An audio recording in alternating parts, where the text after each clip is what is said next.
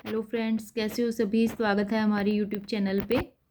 आज जो वीडियो आपके लिए लेके आई हूँ उसमें हम करेंगे जो विभिन्न परीक्षाओं में आए हुए जो प्रश्न हैं इम्पोर्टेंट सीडीपी के बाल विकास के, वो करेंगे। तो वीडियो को शुरू करती हूँ। क्वेश्चनों को ध्यान से देखना और समझना इनको।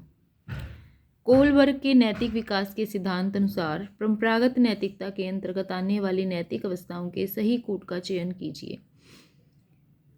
तो सही नैतिक अवस्थाओं के सही कूट का चयन करना है। कोलबर्ग के नैतिक विकास के सिद्धांत में क्या दिया हुआ है? इनमें से दंड एवं आज्ञाकारिता, सामाजिक अनुबंध, अच्छे अंतः व्यक्तिगत संबंध, सार्वत्रिक नीतिपरक सिद्धांत।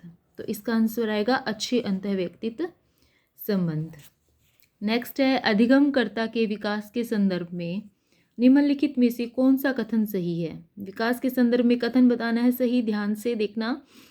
तो इसके ये दोनों सही आएंगे। एक तो विकास पूर्वानुमानित है कि विकास का पूर्वानुमान होता है, विकास अंश से संपूर्ण की ओर बढ़ता है, या विकास रेखीय पथ पर आगे बढ़ता है, विकास के सभी आयाम समन्वित होते हैं। तो इसका हमारा आंसर आएगा बी में क्या दे रखा है? केवल 1 और 4, यानी कि विकास पूर्वानुमानित है और विकास के सभी आयाम समन्वित होते हैं। नेक्स्ट है, अनौपचारिक वार्तालाप और औपचारिक स्कूलिंग शिक्षा दोनों के द्वारा वयस्क बालकों तक उन तरीकों को पहुंचाते हैं जिससे दुनिया उनकी संस्कृति की व्याख्या करती है और प्रतिक्रिया करती है। ये अवधारणा, जो ये बात कही गई है, ये अवधारणा है, ये किस विकासात्मक सिद्धांत की है? तो ये लेव वाइगोत्स्की का सामाजिक सांस्कृतिक सिद्धांत है, उसकी व्याख्या है। उसके अकॉर्डिंग औपचारिक वार्तालाप और औपचारिक स्कूलिंग दोनों के द्वारा वयस्क बालकों तक उन तरीकों को पहुंचाते हैं जिनसे दुनिया उनकी संस्कृति की व्याख्या करती है और प्रतिक्रिया करती है। ब्रेनर के विकास के सिद्धांत के अनुसार वह स्थितियां जिसमें विद्यार्थी काफ़ी समय व्यतीत करता है, जैसे विद्यार्थी का परिवार, संगी साथी, विद्यालय और पड़ोस कहलाता है। वो स्थितियां कौन सी होती है जिसमें परिवार स्टूडेंट समय व्यतीत करता है? तो वो होती है सूक्ष्म तंत्र। क्या बोलते हैं उनको? सूक्ष्म तंत्र। टिक मार्क कर देते हैं। नेक्स्ट है, बालक का भाषा विकास जन्म के समय रोने की साधारण क्रिया से प्रारंभ होता है, फिर विभेदीकरण होता है और बालक क्रमशः बहुत से शब्दों की शब्दावली प्राप्त कर लेता है। उपरोक्त तो इस उदाहरण में कौन सा सिद्धांत है? इसमें सिद्धांत लगता है कि विकास सामान्य से विशिष्ट की ओर अग्रसर होता है। सामान्य से विशिष्ट की ओर, कि सबसे पहले एक जैसी आवाज़ निकालेगा, फिर उसके रोने की आवाज़ भी, जैसे भूख लगता है तब अलग रो रहा है, या उसको फ्रेश होना है, या जो भी। ठीक है, तो नेक्स्ट है, क्वेश्चन करते हैं। विकास अनुदैर्ध्य दिशा यानी सिर से पैर की ओर का अनुसरण करता है। ये सिद्धांत क्या कहलाता है? इस सिद्धांत का नाम है सिर से पैर की ओर, यानी कि मस्तक बोधमुखी सिफेलोकोडल। कौन सा सिद्धांत है ये? मस्तक बोधमुखी, यानी कि मस्तक सिर से पैर की ओर, विकास अनुदैर्ध्य दिशा।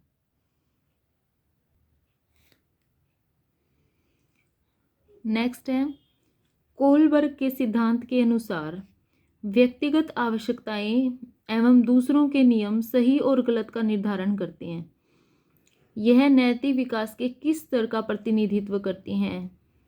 तो ये करते हैं पूर्व परंपरागत स्तर में। कोलबर्ग के सिद्धांत के पूर्व परंपरागत में क्या आता है कि व्यक्तिगत जो आवश्यकताएं और दूसरों के नियम सही और गलत का निर्धारण करते हैं।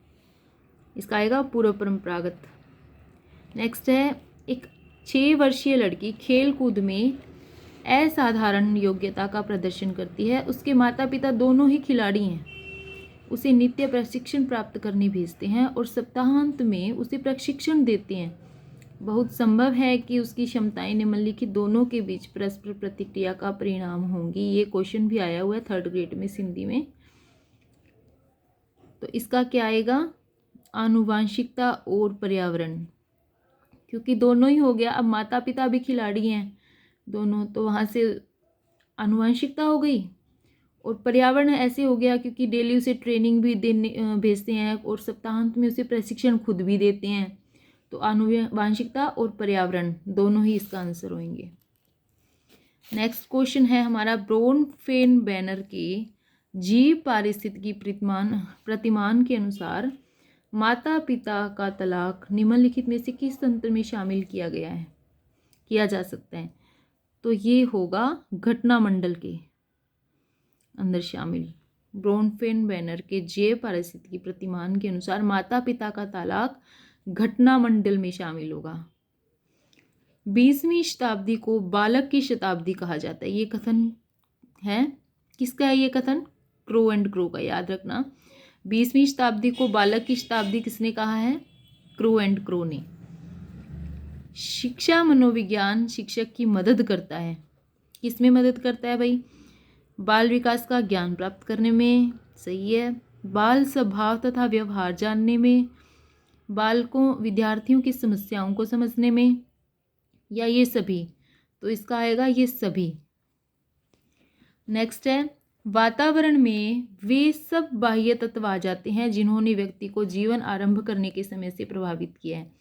ये कथन है किसका है? ये कथन, ये परिभाषा है, याद रखना। ये परिभाषा है वुडवर्थ की। क्या कहा था वुडवर्थ ने? कि वातावरण में वे बाह्य तत्व आ जाते हैं जिन्होंने व्यक्ति को जीवन आरंभ करने के समय से प्रभावित किया है। नेक्स्ट है, हेंज दुविधा निम्नलिखित में से किस सिद्धांत से संबंधित है? हेंज दुविधा किस सिद्धांत से संबंधित है? कोलबर्ग के नैतिक विकास के सिद्धांत से। हेंज दुविधा किस सिद्धांत से संबंधित है? कोलबर्ग के नैतिक विकास के सिद्धांत से। निम्नलिखित में कौन सा कथन शिक्षा मनोविज्ञान की प्रकृति से संबंधित नहीं है? तो यह एक व्यवहारपरक विज्ञान है, या यह एक सामाजिक विज्ञान है, यह एक धनात्मक विज्ञान है, यह एक मानकीय विज्ञान है? तो ये जो कथन है यह एक मानकीय विज्ञान है। ये शिक्षा मनोविज्ञान की प्रकृति से संबंधित नहीं है।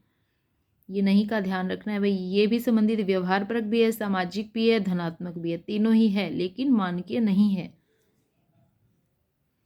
बाकी क्वेश्चंस हम नेक्स्ट वीडियो में करेंगे। तो अगर वीडियो अच्छी लगे तो प्लीज़ चैनल को सब्सक्राइब कीजिए, लाइक कीजिए।